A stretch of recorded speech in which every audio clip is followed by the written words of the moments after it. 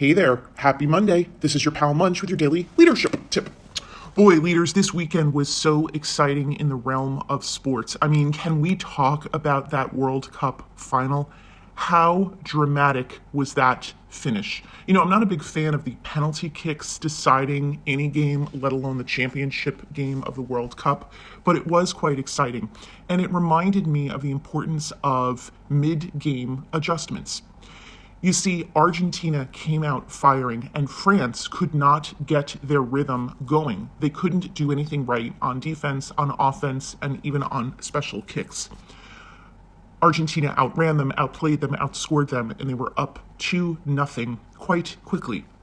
And then, of course, they all went into the locker room for halftime and made mid-game adjustments. And then France came out firing, and within a minute and a half had scored 2 goals, and suddenly the match was tied. Now, Argentina went on to prevail, and congratulations to Lionel Messi and all of his teammates in Argentina, because they triumphed ultimately and had a well-deserved win. But it reminds me of the importance of mid-game adjustments. You see, France had all of the flaws. France had all of the weaknesses in their game plan. And so they had a much clearer target to focus on with making adjustments. Argentina, however, was doing everything right. And it was more difficult for them to make any tweaks when it looked like everything they were doing was working. Kind of reminds me of the Minnesota Vikings over the weekend. You might remember that they were down 33-0 at halftime.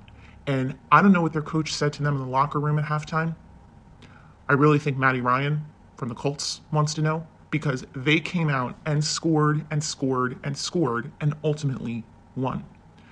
When you make mid-game adjustments on your team and in your business, it is far easier to know what to adjust when you are down, when you are up against it, against your competitor, when you can see very clearly all the different ways you are not bringing your A game.